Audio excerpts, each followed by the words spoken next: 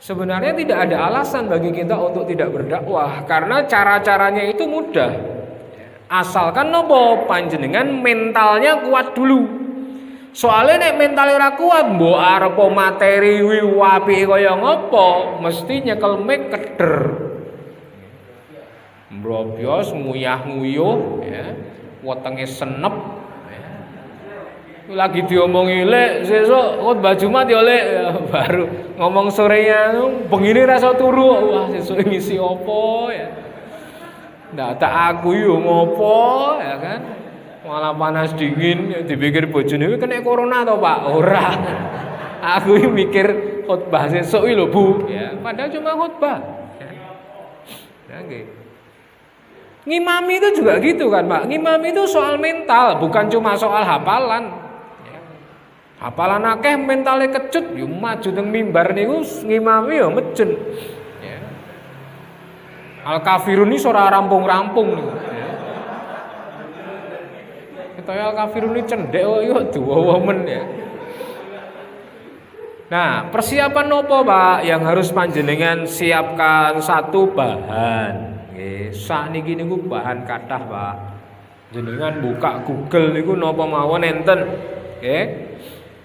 Bahan tuh di mana-mana banyak. Makanya kalau saya sarankan nggih, jenengan di rumah itu mang tuku map gede terus isinya amplop-amplop gede tuh. Tulis sesuai tema. Itu kalau yang paling konvensional tuh kayak gitu. Jenengan mau koran, ternyata pandemi ini banyak kasus perceraian ya. Di Jawa Timur, di Jawa Barat, di Jawa Tengah banyak istri mengajukan cerai. Data-data itu bisa dipakai untuk ceramah. Pandemi kok malah do njaluk cerai. Kenapa? Karena banyak suami di PHK. Gak punya duit, gak bisa untuk beli beras ya. Akhirnya pada minta cerai. Kemudian tema pernikahan masukkan situ, tema dakwah masukkan situ, tema anak yatim masukkan sesuai amplopnya masing-masing. Bahan-bahan itu panjenengan buka ketika panjenengan membutuhkan. Tapi nek sekarang era Android nggak usah pakai gitu, udah pakai notes jenengan itu aja.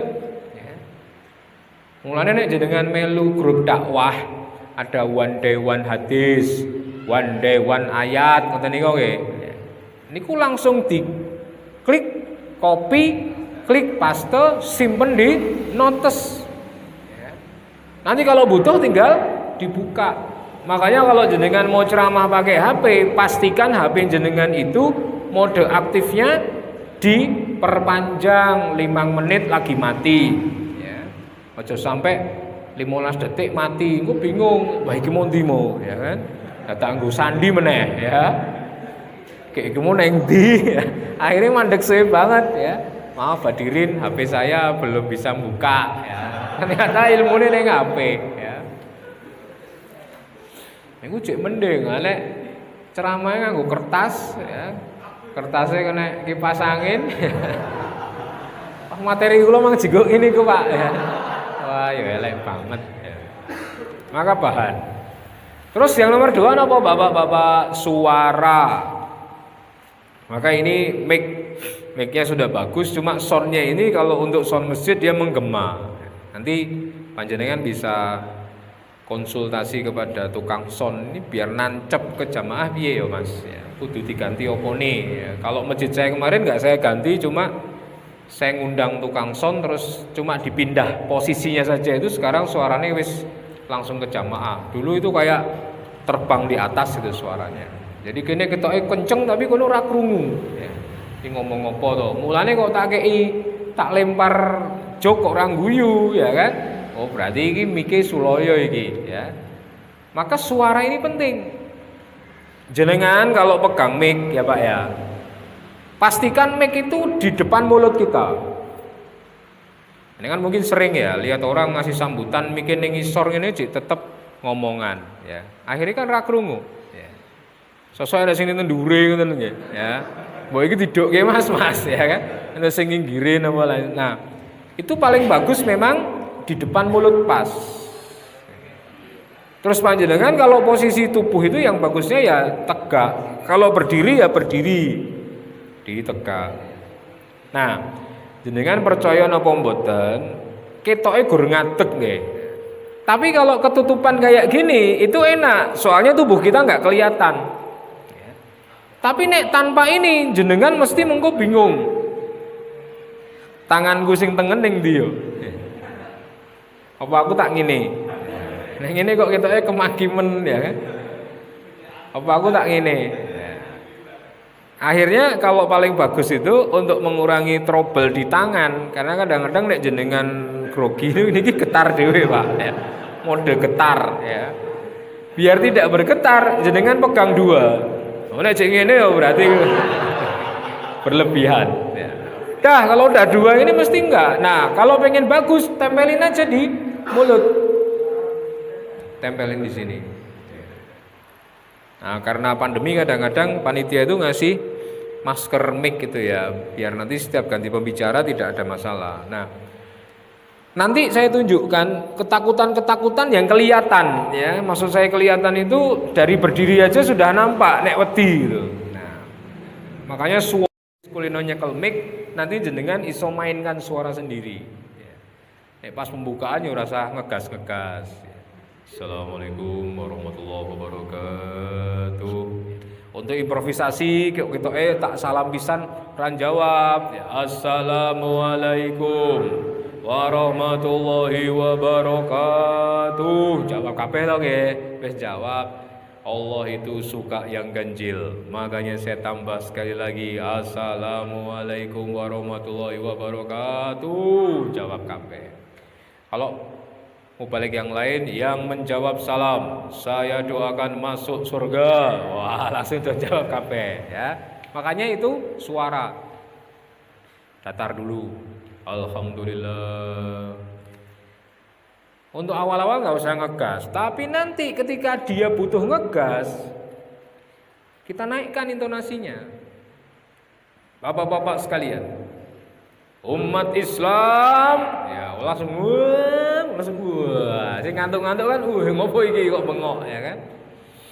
Hari ini umat Islam adalah umat yang tertinggal dari umat-umat yang lain. Sampai-sampai Nabi SAW mengatakan, nanti ada satu zaman di mana jumlah kalian itu banyak sekali, tapi kalian seperti makanan yang diperebutkan oleh umat-umat yang lain. Lalu para sahabat bertanya, apakah jumlah kita sedikit ya Rasulullah? Enggak, jumlah kalian banyak, tapi jumlah kalian seperti buih di pantai, tidak punya pendirian, terombang-ambing ke sana dan kemari. Suara boleh pelan, boleh naik intonasi. Bahkan panjenengan boleh menggunakan apa? Berhenti sejenak. Nah, nanti kadang-kadang jenengan nek wis ngrasake maju, ora wani mandek. Soalnya apa? Nek mandek lali. Arti nerocos terus iki ngopo to Pak iku ora nek komane. Padahal mandek itu dalam rangka apa? Memberikan tekanan kepada jamaah. Jamaah sekalian, apa kita rela dengan kondisi sekarang ini? Mandek. Kan mereka ngelatih awake dhewe ya, rela ora ya, rela ora ya kan. Islam kita tuh terjajah. Berhenti. Coba cek sekarang kondisi umat Islam. Kalau malam minggu orang berbondong-bondong keluar rumah, mereka merayakan hari minggunya. Tapi kalau malam Jumat itu hadirin identik dengan malam Jumat Kliwon. Kalau orang non muslim mati, pakai apa? Pakai jas, pakai tuxedo. Menyeramkan enggak? Enggak. Tapi kenapa? Anggar film horor mesti sing muncul pocong. Tali pocong perawan. Karena itu untuk memberi stigma. Oh, nek kowe mati sebagai wong Islam ini sudah dihantu. Jadi kita bisa suara itu pakai berhenti dulu sejenak. Jangan datar terus. Kemudian yang ketiga, sikap. Sikap nih Pak. Makanya kalau panjenengan nanti di depan, ini ada door prize 5 ya. Saya nggak tahu isinya apa ini, kode-kode ini ya. Mungkin Galaxy Tab ya. Itu kalau panjenengan di depan, itu gesturnya ini ya, awake iki digawe relax ya. Ojo kaku metenteng ya. Ngene iki semua ini tok ya. Tangan ini bebas aja ya. Assalamualaikum warahmatullahi wabarakatuh ya. Sehat semua Bapak-bapak, tangannya gini boleh? Sehat semua? Boleh. Kita harus semangat Pak. Harus semangat. Ya, tangannya kan gini. Ya orang harus semangat. Ini kan mungkin ya, ini kali dengkul. Otaknya kita tuh ditaruh di mana? Ya otak kan mesti di sini. Ya. Makanya sikap itu, ini boleh maju. Boleh maju sana. Boleh begini. Ya. Soalnya nanti kalau panjenengan tidak gunakan sikap, niku malah gini gitu Pak. Ya. Hadirin sekalian, ya. Saat ini ya, ini ngopo ya. Berhenti sejenak kemudian bahasa. Nah karena kita di Jawa bapak-bapak sekalian, makanya akan sangat lebih bagus menawi panjenengan menguasai basa Jawa krama inggil. Wonten ing papan panggilan menika kula panjenengan sami. Nah, kalau bisa monggo, tapi karena mungkin kita lahirnya tidak dibesarkan dengan bahasa Jawa yang bagus, maka kita harus belajar ya. Nanti insya Allah bapak dan ibu yang sudah sepuh itu lebih suka mendengarkan ceramah bahasa Jawa daripada bahasa Indonesia. Nah, sekarang saya tanya nih yang di ruangan ini sama yang di luar, sing tesih wedi ceramah, mangangkat tangan, Pak. Yang masih takut ceramah. Kabeh kendel ya, berarti kabeh maju nanti, Mas. Enggak ada yang takut ceramah ya, insya Allah ya. Alhamdulillah ya. Enggak apa-apa, Pak. Acungan aja. Ada yang masih takut ceramah? Enggak ada. Siap. Berarti engkau tidak boleh ngendo dan takut maju, ya. Pertama, kenapa kita takut? Satu, kita khawatir tidak bisa menguasai materi yang disampaikan. Ya, namanya nggak bisa menguasai itu ya, ngomong-ngomong kan susah. Maka sampai-sampai ada orang itu bikin tulisan, kalau kamu pengen ngetes pembicaranya itu sejauh mana penguasaan dia terhadap materi yang dia sampaikan, tes ketika mati lampu, apa yang dia lakukan? Mati lampu itu otomatis laptopnya mati, mic-nya mati Pak. Nek dia pembicara ulung, ora masalah, dia bisa kerjakan yang lain. Saya pernah ngisi di daerah Bima, NTB, mati lampu sejak pagi. Ya. Wah, akhirnya ya sudah, kita bikin melingkar biar omongan saya bisa terdengar lebih jelas.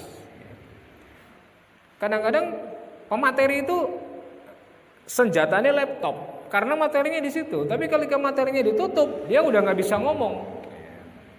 Makanya kadang-kadang kita takut itu karena apa? Materi, orang menguasai materi. Yang kedua, takut menghadapi orang banyak. Jangan diulati wong akeh niku merasa grogi. Waduh, sing teko akeh, ya malah seneng toh mengajikan sing teko akeh. Ya. Tapi kita malah grogi. Wah, mau jadi sing teko sithik wae semene akeh. Aku ngomong apa iki? Ya. Kemudian apa? Takut maju karena tertular oleh orang lain. Ya.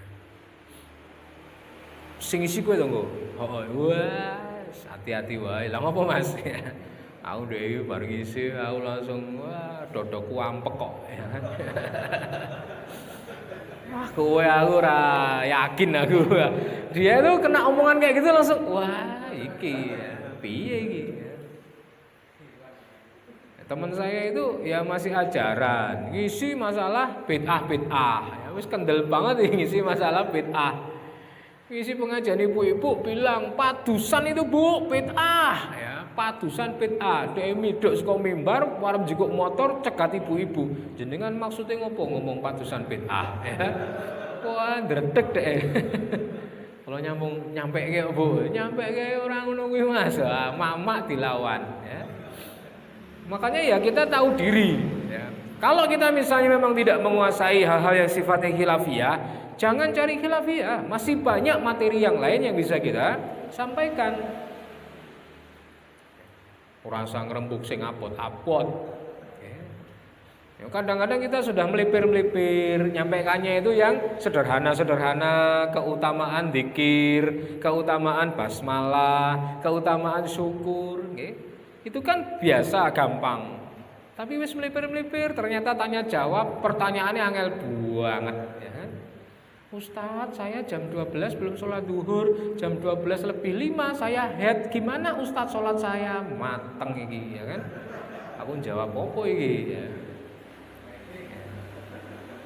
Pertanyaan Ibu bagus sekali, tapi mohon maaf Bu, ya. Saat ini saya belum bisa menjawab, ya. Nanti kalau saya ngisi ke sini lagi, saya cari jawabannya, ya. Sesuk tak titeni yang panitia kuno, aku wegah ngisi kuno, ya. Ya nggak apa-apa Pak, orang kita nggak sempurna, bilang aja wallahu alam bisawab ya, saya belum tahu masalah itu, selesai. Jangan memaksa diri, karena dalam urusan Islam ini kita nggak boleh ya untuk menyelamatkan muka genera ketok ngisin-ngisini terus jawabnya sak-sae, nggak boleh ya. Barang siapa berbicara bohong tentangku ya, tentang Rasul, maka silahkan dia mengambil tempat duduk di neraka. Kita nggak boleh di luar otoritas kita ya. Makanya paling yang dihindari itu kalau ngisi pengajian kampus. Soalnya mesti pertanyaannya angel-angel. Cah mahasiswa ini mesti pertanyaannya wangel-angel. Ustadz, Allah menciptakan kita, betul? Betul. Allah tahu kita nanti di surga apa neraka, betul? Betul. Lalu kenapa kita harus beramal? Iya, oh ya, iya. Nggih pertanyaan sing gampang to Mas, pertanyaan wangil ya. Makanya ya kalau misalnya kita pas tersudut kayak gitu, wah Masya Allah ya, saya belum tahu Mas jawabannya, nggak apa-apa ya. Atau kalimat wallahu alam bisawab, karena wallahu alam bisawab itu bagian dari ilmu. Tapi itu memacu kita untuk belajar lagi, moco meneh, browsing meneh, buka kitab meneh ya. Karena kalau jenengan cuma pasrah wallahu alam bisawab, nanti terkenal dengan sebutan Ustadz wallahu alam bisawab. Ngundangnya loh Ustadz wallahu alam bisawab ya. Enak ngisi pena tapi nek dikei pertanyaan langsung jawab ya. Makanya yang susah itu kalau live acara radio, live acara TV yang nggak bisa diedit. Wah itu memang kita harus betul-betul memiliki mental. Nah, kalau cuma di desa, pertanyaan ibu-ibu ya, kadang bisa dijawab, kadang tidak. Kita ngaku saja kalau memang kapasitas kita belum sampai ke situ. Kemudian trauma pernah gagal, ya, ganteni balik pisan gagal, ya kan? Balik rata kok Pak De, jenengan sing ganti nggih. Yo lagi munggah, wah kuwi mulai kabeh, mulai, ya kan? Kok aku ditinggal lunga, ya? Karena memang pernah gagal, akhirnya kita trauma. Yang berikutnya ketika terdapat orang lain yang lebih hebat, jenengan kok ngomah wis persiapan, wis latihan, ning ngarep kaca, wis ngomong, wis diapalke dalile, tekan kene. Ya, lagi lungguh ning kono ngulati hadirine, wah iki enek ulama senior, ya. Enek tokoh masyarakat, wah ndadak teko to Pak Deni kuwi mau, ya. Kan ngadeg teng mriki ngulati dhek niku langsung wilang kabeh, ya. Sing dihafal gitu. Soalnya napa wedi kalih orang yang lebih pandai dan itu alami, Pak. Betul napa-napa, ya. Nah, ini contoh-contohnya. Kalau panjenengan grogi itu apa saja? Satu, kata-katanya itu diulang-ulang.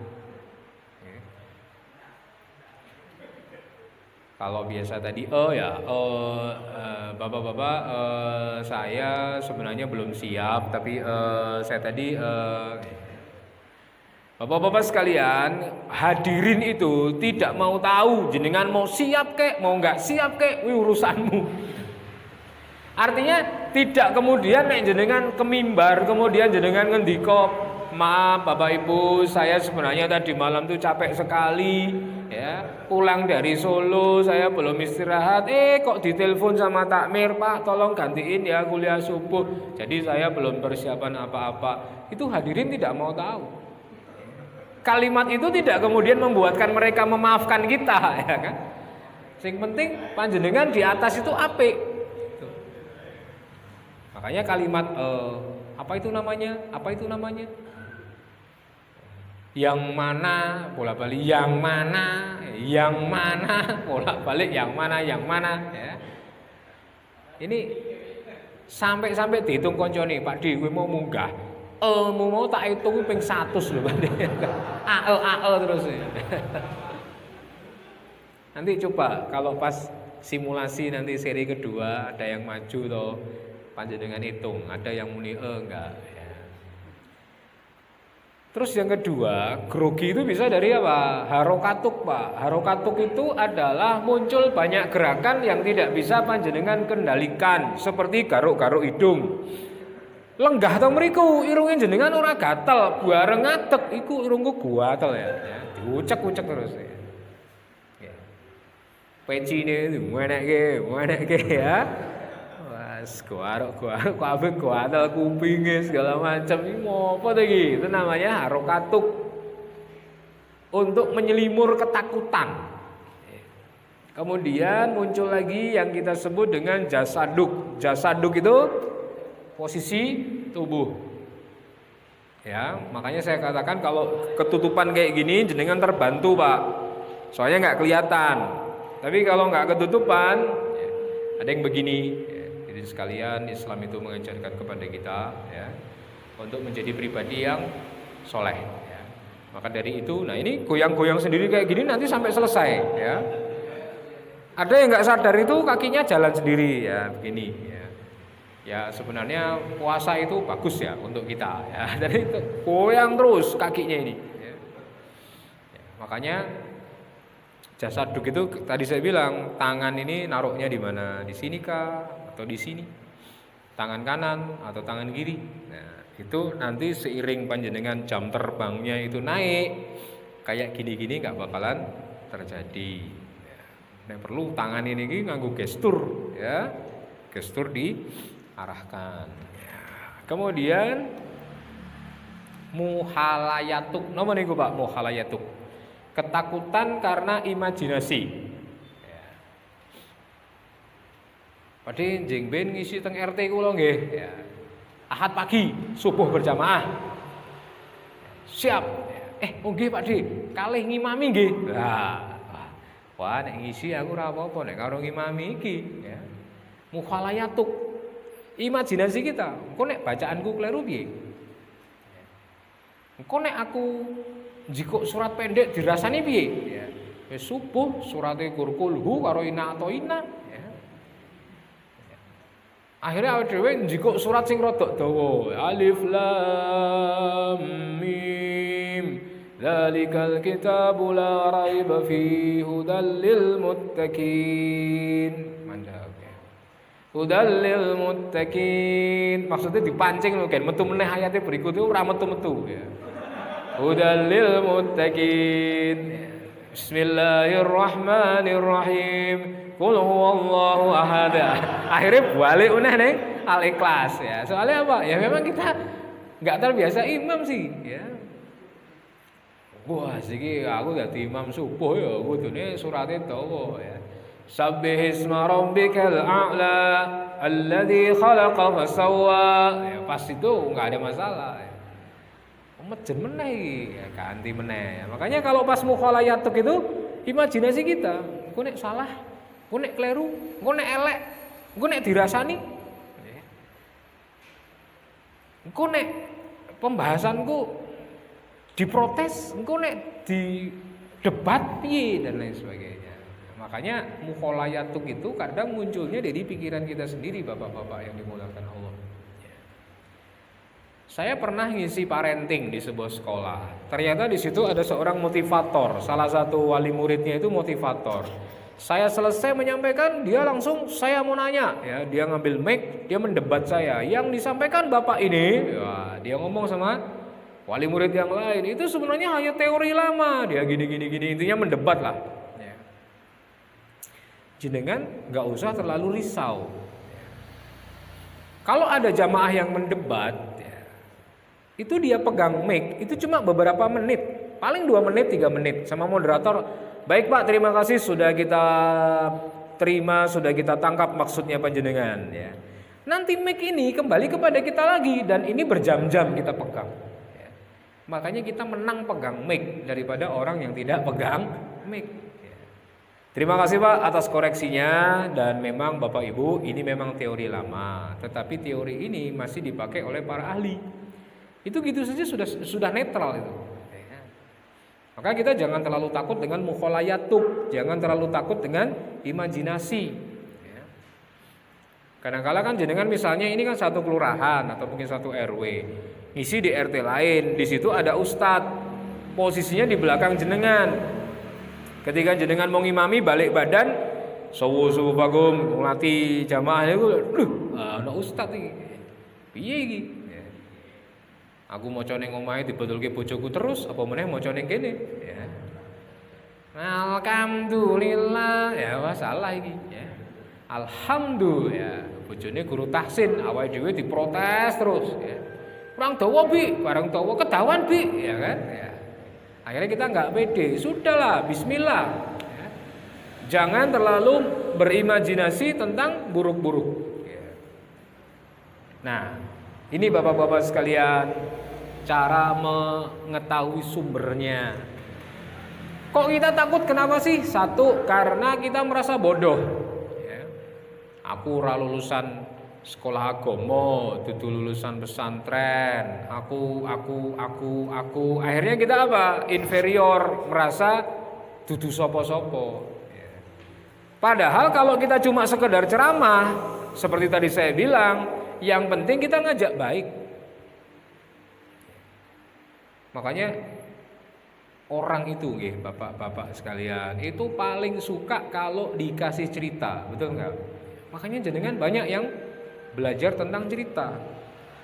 Bismillahirrahmanirrahim, Bapak Ibu sekalian, pada kesempatan subuh pagi kali ini ada sebuah cerita menarik. Nah, kalau sudah ada sebuah cerita menarik itu wong-wong sing awalnya ngantuk ya, ndongone bismika Allahumma ya wa bismika amut itu langsung munggah ngeten iki. Ada sebuah cerita menarik, Pak. Waktu itu di zaman tabi'in ya, ada seorang kaya yang mati ditemukan di tempat prostitusi. Gempar. Karena orang ini dikenal sebagai seorang yang alim. Tapi kenapa kok bisa mati di tempat prostitusi? Nah, kalau jenengan di model kuliah subuh boleh pakai tanya jawab. Kenapa? Kira-kira bapak-bapak ada yang tahu? Kenapa kok orang baik ini mati di tempat prostitusi? Ada yang tahu? Tapi kalau di Jumatan nggak boleh, ya. Jumatan jenengan apa kabar semuanya? Ya kan, wah, ini Jumatan nanti kok apa kabar ya? Pada dangdutan aja. Jumatan juga sebaiknya nggak pakai kayak gini, ya, pakai slide. Ya. Assalamualaikum muslimin, jamaah sedang Jum'ah rahimakumullah. Perhatikan slide di samping saya, ya kan sudah. Kalau kuliah subuh boleh, bapak-bapak ada yang bisa jawab, mungkin ibu-ibu di belakang bu. Ya. Kenapa kok orang soleh ini mati di tempat prostitusi? Nah, kenapa kok kita harus kayak gitu? Itu untuk mencairkan suasana. Oh, saya diterima nih. Buktinya bapak-bapak dan ibu-ibu nyaut nih. Jadi ceritanya bapak ibu, orang soleh ini meninggal di tempat prostitusi karena dia setiap malam mendatangi tempat prostitusi, membeli alkohol atau khamr, kemudian setelah dibeli dipecahkan sama dia. Wanita-wanita tunasusila diberi uang sama dia, disuruh pulang. Jangan cari kerja kayak gini lagi. Tiap malam. Sampai pada satu kondisi di hari itu dia mungkin kelelahan atau capek atau mungkin sakit, dia meninggal di tempat itu. Baru ketahuan ternyata amal baik yang selama ini dia tutup-tutupi adalah amal baik yang tidak pernah dilakukan oleh orang banyak. Intinya apa Bapak Ibu cerita saya ini? Intinya mungkin di antara kita itu ada saudara-saudara kita itu yang memiliki amal soleh tapi dia sembunyikan. Hanya dia sama Allah yang tahu. Dalam rangka menjaga keikhlasan, dalam rangka menjaga ketulusan, biar saya yang Allah dan saya dan Allah saja yang tahu tentang amal saya, yang lain gak usah tahu. Tapi karena kemurahan Allah, rahmatnya Allah, amal itu dibuka, ketika yang bersangkutan sudah meninggal. Demikian Bapak Ibu kuliah subuh saya pada kesempatan pagi hari ini, semoga bermanfaat. Assalamualaikum. Gak ada ayat, gak ada Quran, gak ada hadis, tapi kisah ini membekas di jamaah. Nanti pulang isinya apa mau? Ceritanya apik buangan Pak, tentang seorang yang mati di tempat prostitusi. Dan cerita itu Pak banyak di buku-buku, di kitab-kitab, kisah para orang soleh. Kisahnya seorang laki-laki yang menemukan apel di pinggir sungai. Dia makan apelnya, kemudian dia lupa, ini apel siapa nih?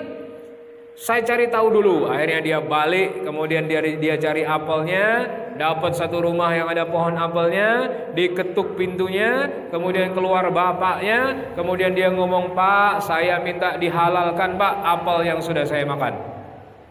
Loh emang kenapa Mas? Kan sudah dimakan. Iya Pak, saya tadi menemukan apel di sungai, saya makan, saya lupa ini milik siapa, dan ternyata ini miliknya Bapak. Maka saya minta diikhlaskan ya Pak. Bapaknya ini karena tahu yang datang seorang anak muda solih, makanya dia bilang, "Mas, saya ikhlaskan apel kamu, tapi ada syaratnya." Syaratnya apa Pak? Syaratnya kamu harus mau menikah sama anak saya. Wah penak tenan soleh apel cek dikon nikah. Nggih Pak, siap. Tapi saya mau kasih tahu dulu. Kenapa Pak? Anak saya ini lain daripada yang lain. Maksudnya anak saya buta. Waduh, buta. Gimana Mas? Bismillah Pak, yang penting apelnya halal. Selain anak saya buta, dia juga tuli. Waduh, buta aja itu sudah berat, apalagi tuli. Selain dia tuli, dia juga bisu. Wih, Masya Allah. Selain bisu, dia juga buntung. Selain buntung, dia juga pincang. Tapi hidup kan Pak? Ya urip lah. Masa ora urip tak tawake kowe. Baiklah Pak, atas nama ingin mencari halalnya apel ini, saya terima Pak, saya akan nikahi anak Bapak. Ya binti ta'al, wahai anak perempuanku, kesini. Ya, anak perempuannya keluar dari kamar, kakinya ngembah lemah, ya, tangannya wapi, mripate kelip-kelip, ya, suaranya ya iya abi, suaranya ya api. Loh Pak, katanya tadi dia buta, katanya bisu, katanya tuli, katanya pincang, katanya buntung. Tapi kok orangnya enggak? Yang aku maksud buta, matanya nggak pernah lihat yang haram. Yang aku maksud tuli, kupingnya nggak pernah dengar sesuatu yang buruk. Yang aku maksud bisu, nggak pernah ngomong yang jelek. Yang aku maksud buntung, nggak pernah ngambil punya orang. Yang aku maksud pincang, nggak pernah jalan ke tempat maksiat. Itu kisah bagus. Demikian Bapak Ibu, kisah yang saya sampaikan mudah-mudahan bermanfaat. Saya tutup dengan hamdalah. Tutup hamdalah selesai, ya. Tapi berkesan. Maka oleh karena itu kita jangan merasa bodoh, ya. Aku kurang ngerti apa-apa masalah Islam, ya. Yang penting panjenengan berani untuk ngajak orang baik, ya. Berani untuk ngajak orang meninggalkan kemaksiatan untuk kembali kepada kebaikan. Yang kedua, tidak punya ilmu cukup, ya. Tidak pede, ya. Pengalaman gagal, tidak pernah latihan, tidak hafal dalil, tidak paham materi. Makanya Bapak-bapak sekalian, ini penyebab ketakutan secara internal. Sementara penyebab ketakutan secara eksternal adalah situasi yang tidak tepat. Jane ora siap tapi dikon siap, jane ora iso tapi dikon iso. Terlalu banyak hadirin, ya sentoko akeh banget, ya. Banyak tokoh yang hadir, ono Babinsa, ono Pak Lurah, ono Pak Camat, ono Pak RT, Pak RW, semua datang, ya. Respon sinis hadirin. Nah, ini Bapak-bapak. Dengan memang underline itu ya, garis bawah, respon sinis hadirin. Tidak semua hadirin itu menyambut kita dengan baik. Enten sing hadirin itu maaf, posisinya sedekap. Jenengan nek enten wong jenengan ngomong posisinya sedekap, itu kalau dari arti body language, ya, bahasa tubuh, itu dia menutup diri dari apa yang kita sampaikan. Seolah-olah itu dia pengen ngomong, coba we ngomong apa, tak rungokne. Ya. Kemudian yang kedua, ada hadirin tuh sikapnya gini, maaf, tangannya loro ning mburi kabeh, sikile slonjor karo ngulati awake dhewe. Itu juga respon sinis hadirin. Ada yang ketika kita kasih bercanda itu jebret, itu lihatnya dong guyu, kowe ora blas, meneng kowe karo tatapan tajam, ya. Tatap mata saya, ya. Panjenengan nggak usah terusik, bisa jadi dia di rumah ada masalah, dibawa ke masjid, ya, kita nggak ngerti kan, ya. Jangan fokus sama yang tidak suka, ya. Fokuslah pada mereka yang suka, ya. Respon sinis itu ya kayak tadi misalnya duduk kejam, ya. Set. Dehem-dehem. Nek ngisi bapak-bapak kados jenengan Pak, penak. Ibu-ibu penak. Tapi jenengan nanti akan ngerasa paling susah itu kalau ngisi apa? Anak SD, anak SMP, anak SMA. Jenengan lagi assalamualaikum, pada-padaan snack, ya kan? Wah, pok-pok, ya.